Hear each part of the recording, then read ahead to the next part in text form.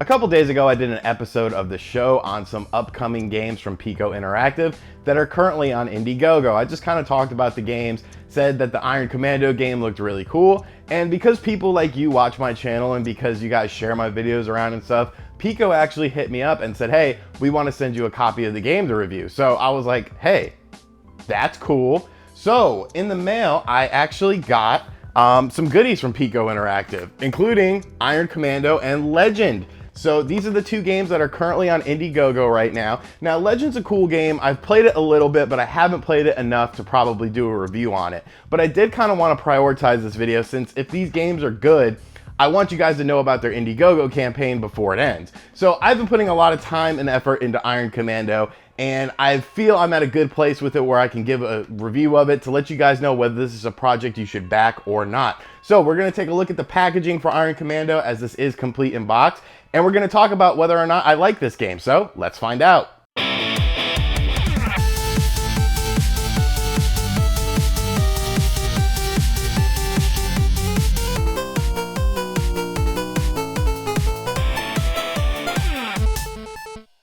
All right, so like I said, I wanted to show you guys the packaging for the game. Now the game does come with a little piece of plastic over the cartridge, like a little plastic baggie. I did take that out because I've been playing it. But here's the box art. The box looks really nice, I think. You know, bright, colorful, like a box should look.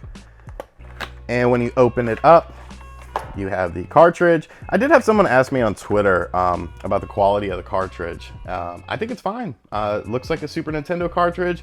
I played this on both the original hardware and the Retron 5. I had no problems working on either, so that's a good.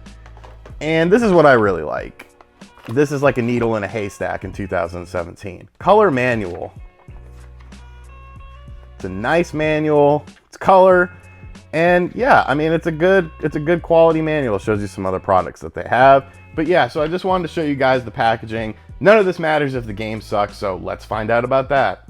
Iron Commando is a side-scrolling beat-em-up, which is a genre that is pretty much dead in 2017 unless you're looking at indie games. Whereas, you know, in the arcades and on 16-bit systems, that genre really thrived. It was a very popular thing. You had great games like in series like Double Dragon, Streets of Rage, Final Fight, and Iron Commando is an interesting game. This was released for the Super Famicom in Japan, but never came stateside officially, and that's really weird. And it was kind of off-putting at first because I was like, well, you know, we got so much weird stuff on the Super Nintendo. It's like, why didn't this game come over? Was it not good? I don't really understand it. So I popped in Iron Commando, and you get a story, and it doesn't really make much sense. Something about like outer space and meteors, and like terrorists want the meteor and you want the meteor, and I don't really know. I didn't really pay attention. I don't really play side-scrolling beat-em-up games for the story. I just want to kick ass. I want to, you know, throw people and beat people up and shoot people and all sorts of fun stuff like that. So when you start up Iron Commando, you see something pretty cool. It's actually a two-player co-op game. So if you have a friend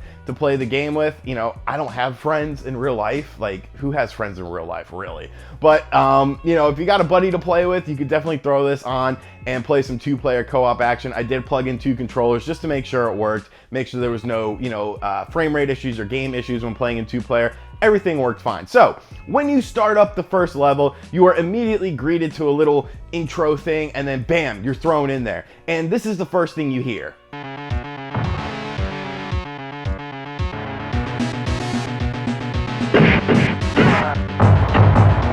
Now, if you're a white dude or chick in your late 20s, early 30s, or you hung out with a lot of white kids in like the early 2000s, you know exactly what you're hearing. That is Papa Roach Last Resort. And you can't tell me it's not. Now, this game came out in '94, so did Papa Roach like rip this off? Like, I literally was playing the game and I was like, why does this sound so familiar? This is my last resort. You know who's a big Papa Roach fan? Wood. Wood is a huge Papa Roach fan, and like, I don't know, I kind of moved on past them, but Wood, dude loves Papa Roach. So if you like Papa Roach, pick up this game. I mean, it has Last Resort on it.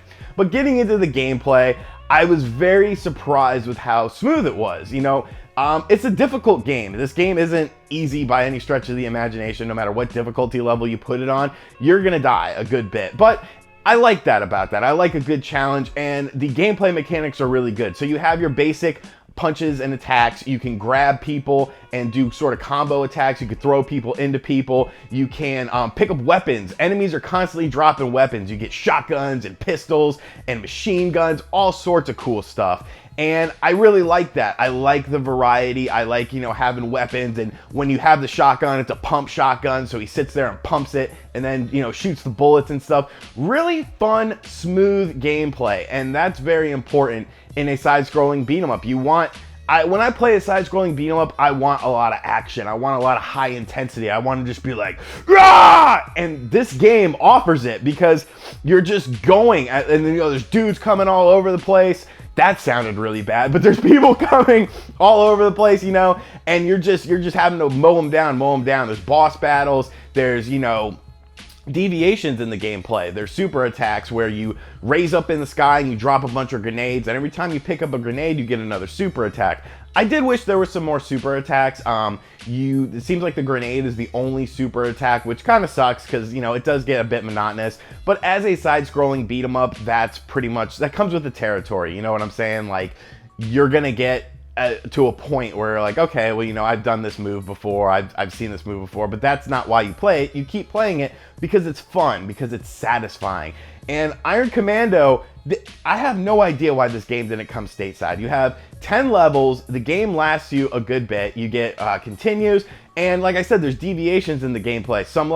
There's a level where you're in like a mine cart, there's a level where you're on a motorcycle just mowing people down. It's just so high intensity, high action.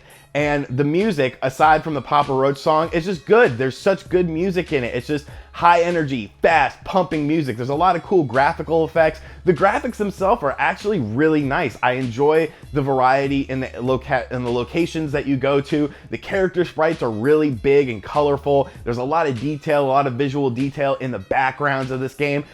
Honestly, I have no idea why Iron Commando did not come stateside, because the Super Famicom version is so expensive. And I know it sounds like I've been gushing over this game, and it's like, oh, did they tell them to do a good review? No, literally, this game is awesome. This game kicks ass, and it's so much fun, and I'm so glad that I got to play it before the IndieGoGo campaign ended, so that I could let you guys know that this has my seal of approval. Legend, I'm still dabbling with. It's a slower game. It still seems pretty cool, you know, if you like that sort of medieval, you know, sort of stuff. Then, you know, Legend's a good purchase, I feel, unless, you know, the game just gets really boring. But Iron Commando, man, this game is awesome. It's probably one of my favorite Super Nintendo games right now, because it's just so much fun. I wish it would have came stateside. I'm glad Piko Interactive is bringing it, you know, officially to the United States. The Super Famicom version is so expensive.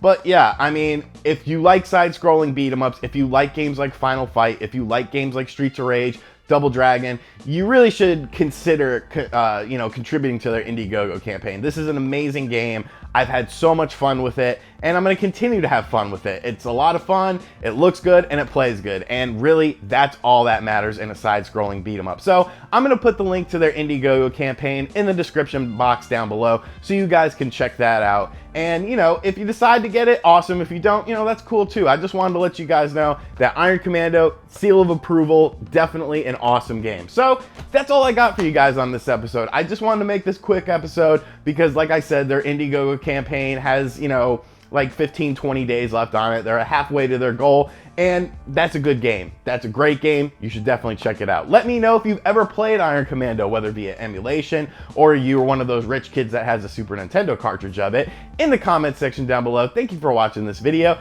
and I will catch you guys next time. Later. RGT 885